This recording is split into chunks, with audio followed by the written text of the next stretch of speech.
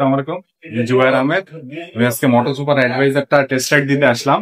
তো এটা আসলে প্রথমে দেখেই লুকটা আসলে অনেক ডিফারেন্ট, অনেক সুন্দর। লুকটার জন্যই সবার পছন্দ হবে। এরপর যদি আমি বিল্ড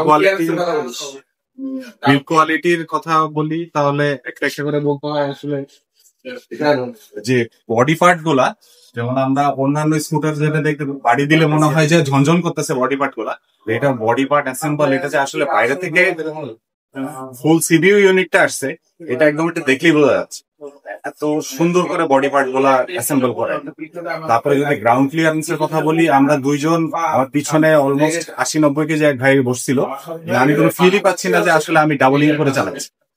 এরপরে আপনার যদি চাকার কথা বলি, চাকা খুব মানে একদম পারফেক্টলি অ্যাডজাস্টেড। বাংলাদেশের রাস্তার জন্য এই চাকাগুলোই একদম। তারপরে আপনার টোটাল পাওয়ারটা একদম মানে 100, মানে ফুল। আমি যে লিফান কেপিভি চালাচ্ছি সেটা থেকে অনেক বেটার টোটাল পাওয়ারটা। আপনার যদি আরো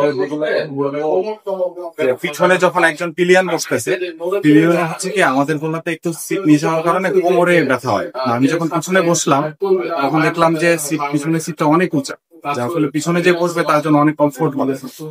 এই সবগুলো আরো তো অনেক ইস্যুস আছে আসলে, লং রাইডে চালাইলে আরো বেটার ফিলিং পাওয়া যাবে। তো এটাই আর কি।